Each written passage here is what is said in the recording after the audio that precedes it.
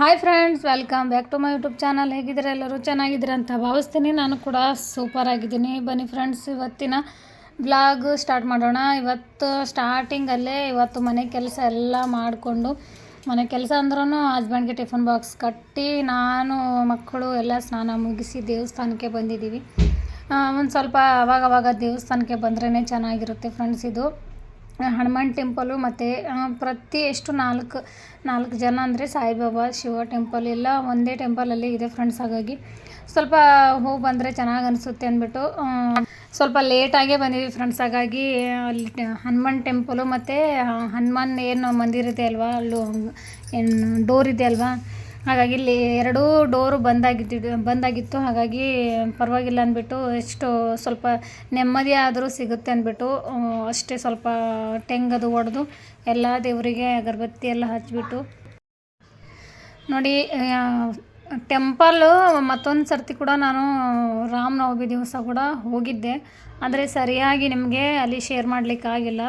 Public ಜಾಸ್ತಿ ಇರುತ್ತಾರಲ್ಲ friends, ಹಾಗಾಗಿ ಜಾಸ್ತಿ ಶೇರ್ ಮಾಡಲಿಕ್ಕಾಗಿಲ್ಲ. ಇವಾಗ ಯಾರೂ ಇಲ್ಲ ನೋಡಿ ಫ್ರೆಂಡ್ಸ್, ಪ್ರಶಾಂತವಾಗಿ ಚೆನ್ನಾಗಿದೆ. ಹನುಮಾನ್ಜಿ ಡೋರ್ ಏನಿದೆ ಅಲ್ಲ ಫ್ರೆಂಡ್ಸ್, ಎಲ್ಲ ಬಂದಾಗಿತ್ತು. ಆದರೂ ಜನ ಬರ್ತಾನೆ ಇರ್ತಾರೆ, ಒಬ್ಬೊಬ್ಬರು ಬರ್ತಾನೆ ಇರ್ತಾರೆ. ಹಾಗಾಗಿ ಹೋದರೆ ಸ್ವಲ್ಪ ನೆಮ್ಮದಿ ಅನ್ನೋದು ಸಿಗುತ್ತೆ ಫ್ರೆಂಡ್ಸ್. ಚೆನ್ನಾಗಿ ಅನಿಸುತ್ತೆ ಟೆಂಪಲ್ಗೆ ಹೋಗಿ ಬಂದರೆ. ಏನಕ್ಕಂದರೆ ಅಲ್ಲಿಂದ ಹೋಗಿದ್ರೆ ಮನಸ್ಸು ಅನ್ನೋದೇ ಚೇಂಜ್ ಆಗುತ್ತೆ ಸ್ವಲ್ಪ. ಏನಕ್ಕಂದರೆ ನೆಮ್ಮದಿ ಅನ್ನೋದು ಜಾಸ್ತಿ, ಅಲ್ಲಿ ಯಾರೂ ಇರಲ್ವಲ್ಲ ಫ್ರೆಂಡ್ಸ್, ಪ್ರಶಾಂತವಾಗಿ ಚೆನ್ನಾಗಿ ಅನಿಸುತ್ತೆ. ಹಾಗಾಗಿ ಸ್ವಲ್ಪ ಹೋಗಿ 1 ಅವರ್ ಟೈಮ್ ಅಲ್ಲೇ ಹೋಯಿತು ಫ್ರೆಂಡ್ಸ್.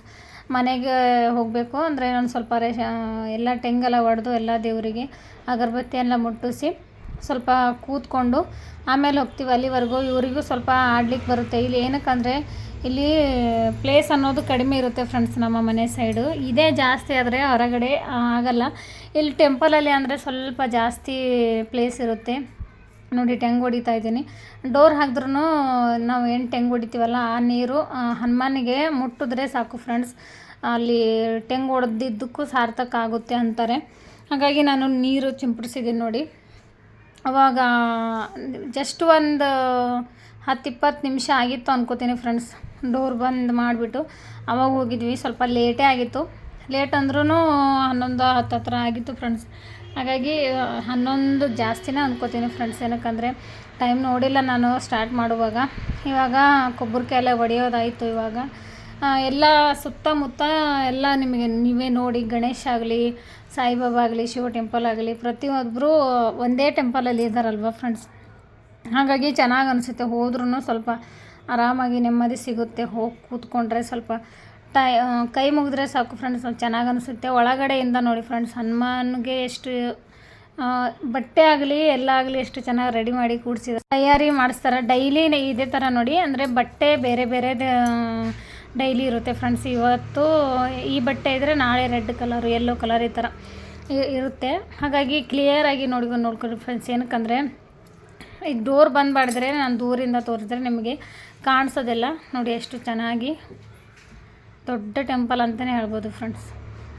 ಮಕ್ಕಳಿಗೆ ಆಡ್ಕೊಳ್ಳಿಕ್ಕೆ ಸ್ವಲ್ಪ ಅಂದರೆ ಫ್ರೀ ಅನ್ನೋದು ಜಾಸ್ತಿ ಸಿಗುತ್ತೆ ಫ್ರೆಂಡ್ಸ್ ಅಲ್ಲಿ ನೋಡಿ. ಎಷ್ಟು ಚೆನ್ನಾಗಿ ದೊಡ್ಡದಿದೆ.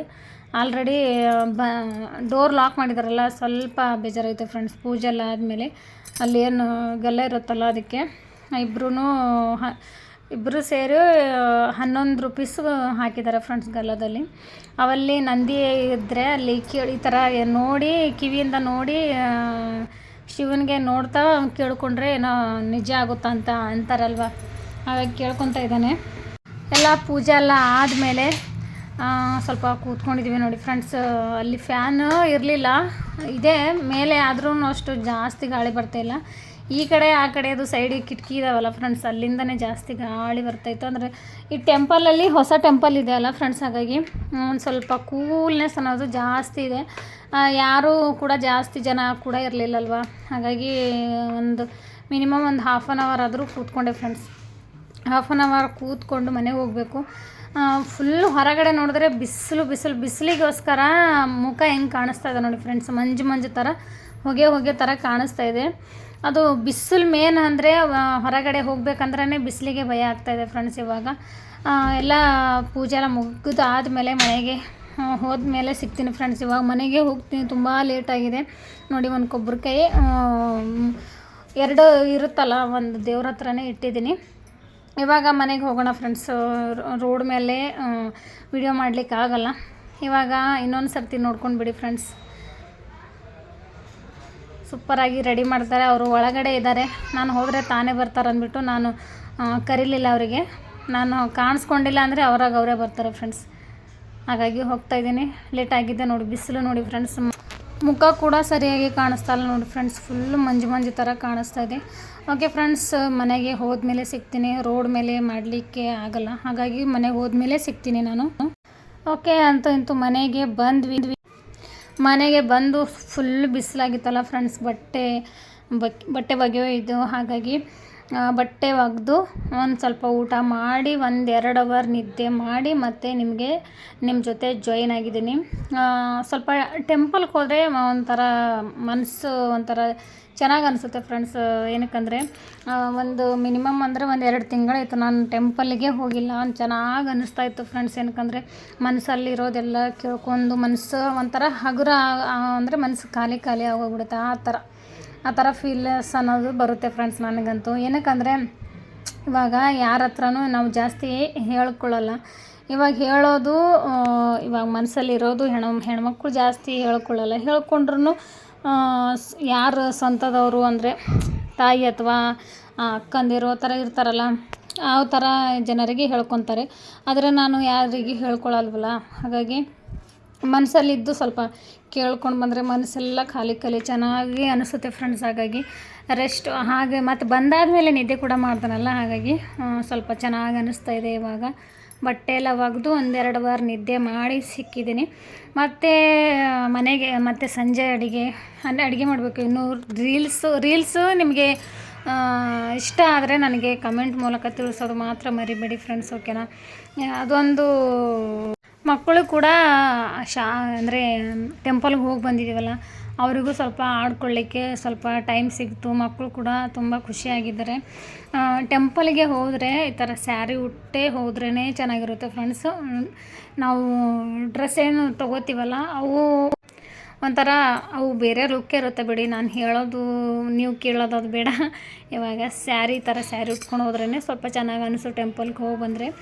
ಇವಾಗ ಓಕೆ ಫ್ರೆಂಡ್ಸ್, ಇಲ್ಲಿಗೆ ಎಂಡ್ ಮಾಡ್ತೀನಿ. ಮತ್ತು ನಾಳೆ ಇಂಪಾರ್ಟೆಂಟ್ ವ್ಲಾಗ್ ಒಂದಿಗೆ ಬರ್ತೀನಿ. ವ್ಲಾಗ್ ಅಂದರೆ ಒಂದು ಇನ್ಫಾರ್ಮೇಷನ್ ತೊಗೊಂಡು ಬರ್ತೀನಿ ನಾಳೆ.